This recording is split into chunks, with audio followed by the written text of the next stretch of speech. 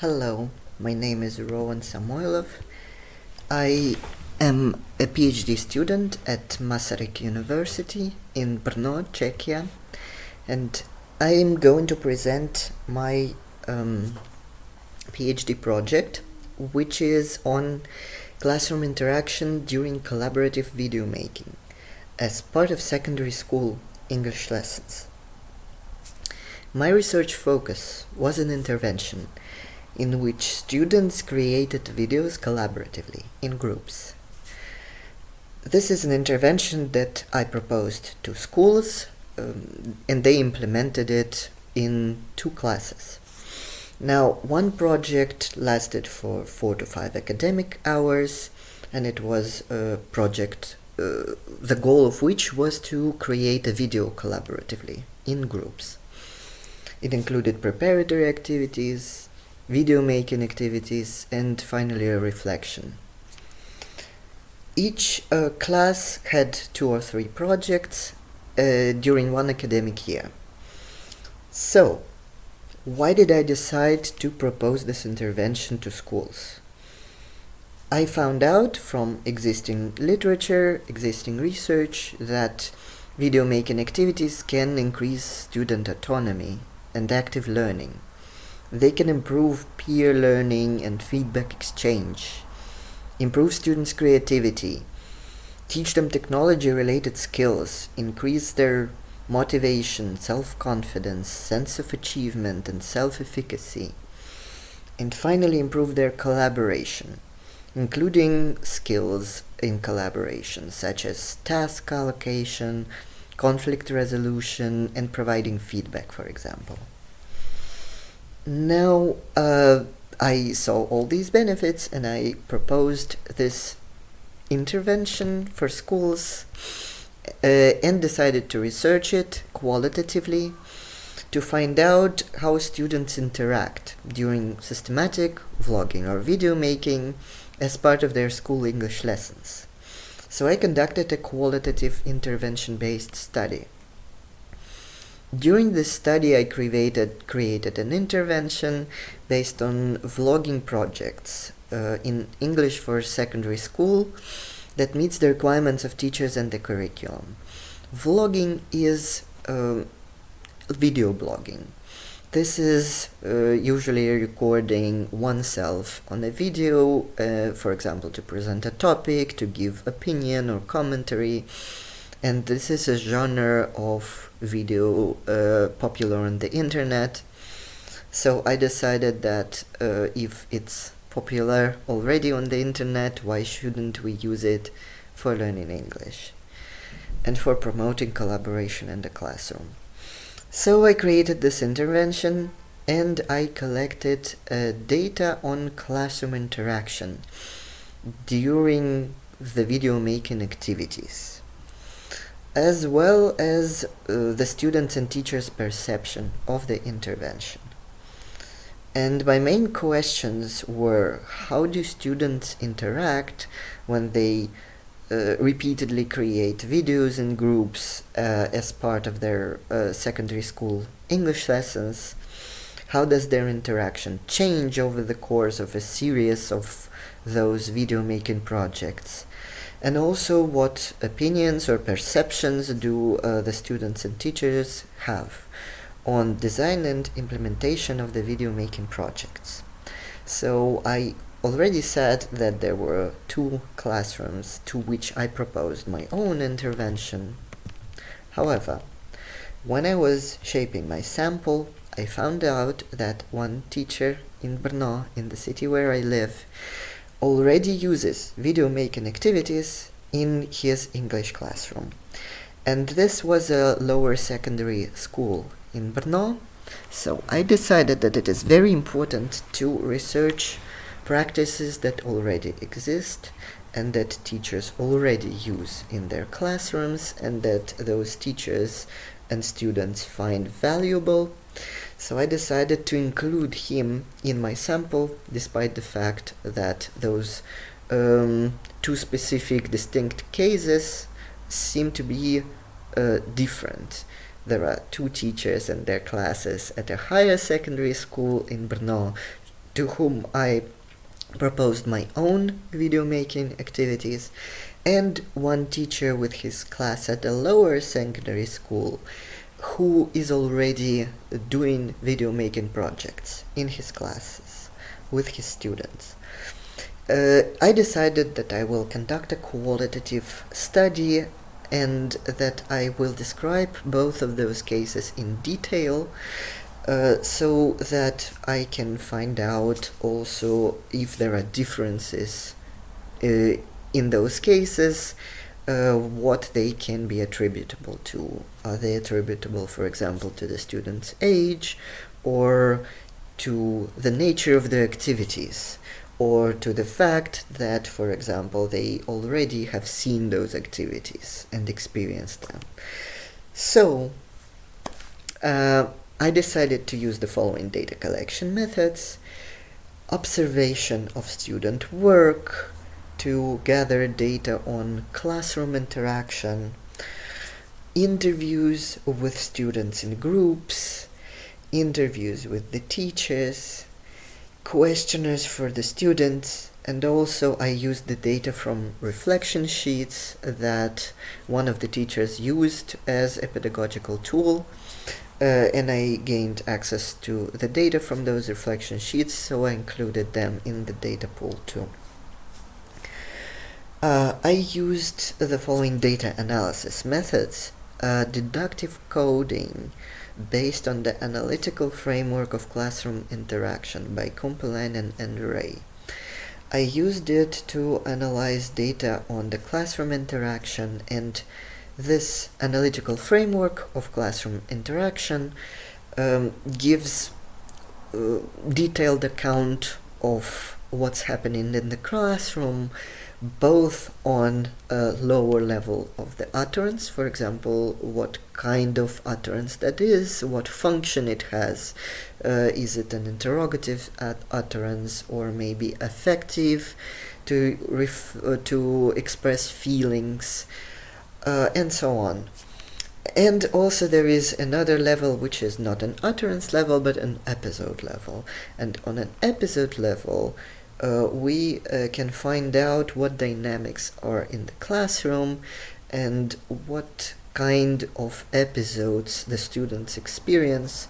For example, an episode of off-task work or an episode of collaborative work with equal participation and equal inclusion, versus an episode of conflict or an episode of unequal participation and domination of one student over the others. So I used this analytical framework to analyze the classroom interaction on different levels, and on top of that I used inductive coding to code data on the teacher and students' perceptions of the intervention that they experienced.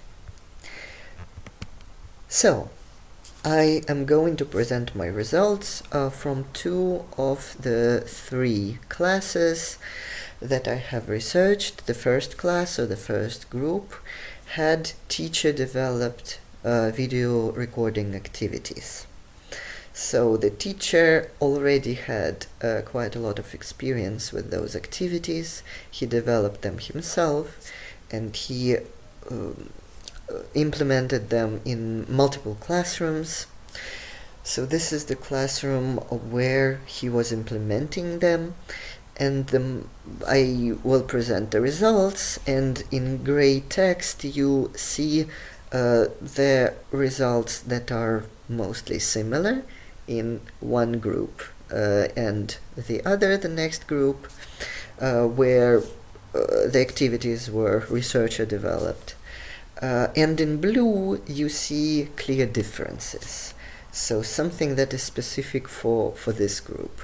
For example, group 1, where the activities were developed by the teacher. So, what are the results?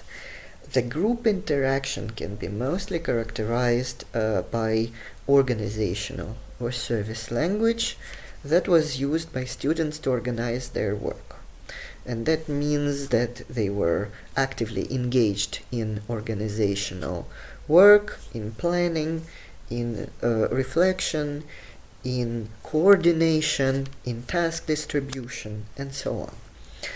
However, this kind of language was mostly in their mother tongue, in Czech, and not in English, even though the teachers tried to enforce speaking English, use different tools, different methods of how to do that. However, I found out that the students often say that it's not very efficient for them to organize their work in English, especially in the group where their English is at a slightly lower level. But actually, this was reality for both of the groups. They found that mostly it's easier to communicate in Czech. So they were engaged, but in Czech.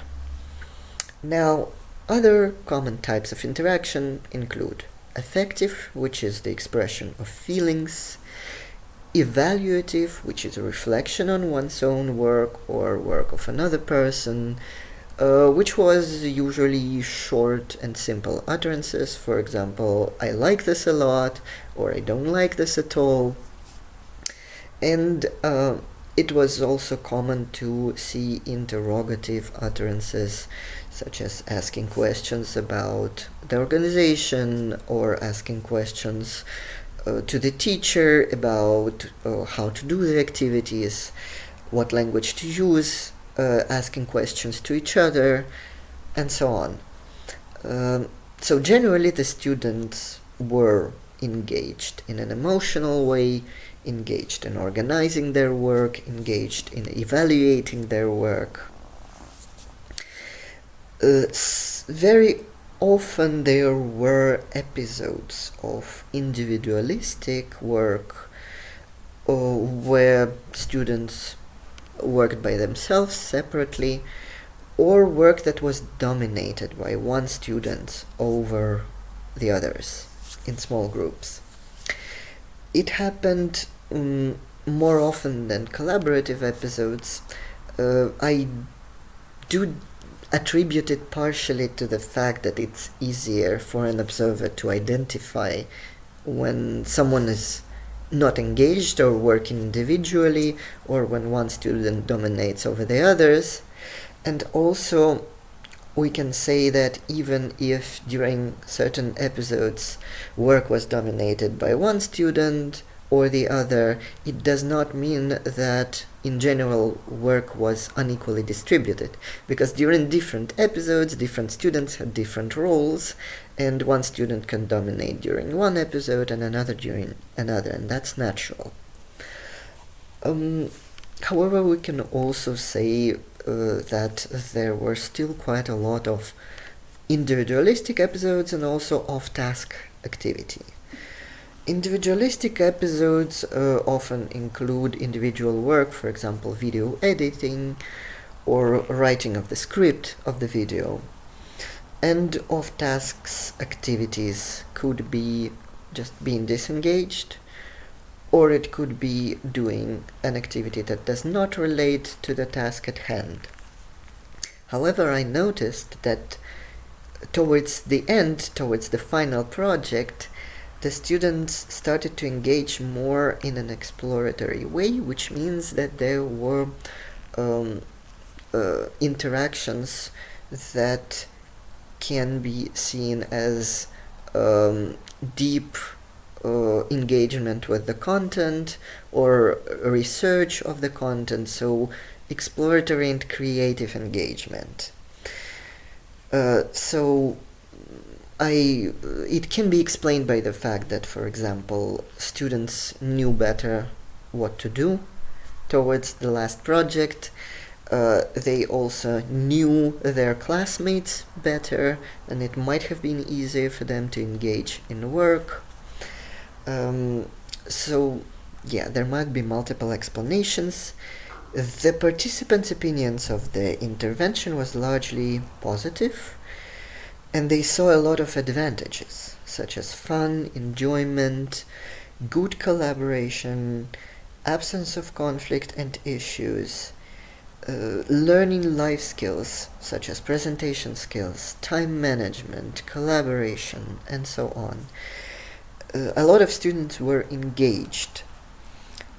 Specific advantages that were mentioned in this specific group where the activities were teacher developed were student autonomy, creativity, and satisfaction with the product. The challenges included time management difficulties, difficulty with absences. For example, one student was absent during part of the project, so somebody else needed to take up his role. Difficulty presenting in front of the camera that some students experienced. Unequal participation or disengagement by some students. Less efficient work in terms of learning English because most of the time or very often students were speaking Czech in their small groups. And specifically in this class, students reported stress and some students reported dissatisfaction with the final product. So some of them were satisfied, some dissatisfied. As for the other group, where the activities were researcher developed, I proposed them to the teachers. The most common type of interaction was still organizational, still service language, and still very often in Czech. The other common types also included affective, interrogative, and evaluative utterances, even though affective were more prominent and more common than in the first group. Interrogative and evaluative were somewhat less common. And what is important in this group is that on the level of not utterance, but on the level of episode, we can see significantly more collaborative episodes, which means that participation was equally distributed, work was equally distributed in small groups. Fewer students were disengaged and more of them were equally engaged. However, off-task activities were also quite common here too.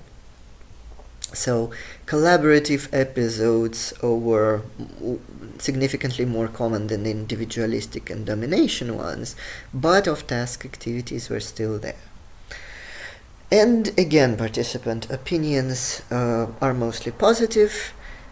The advantages include all the same advantages as in the first group, such as enjoyment, good collaboration, absence of conflict, engagement, fun.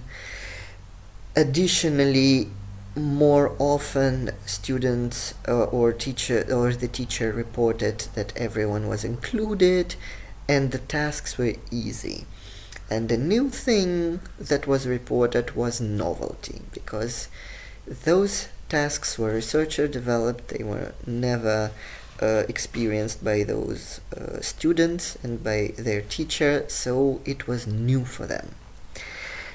The challenges were generally all the same, including tasks being less efficient for learning English.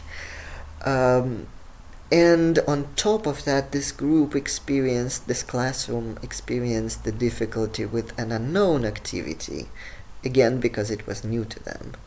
And some distractions. For example, some of the students recorded their videos in common spaces, and there were other students from other classrooms walking there and creating noise. So this needs to be accounted for when using those activities in the future. So, thank you very much for your attention. Here are my references, and I'm inviting you to ask me questions. Thank you.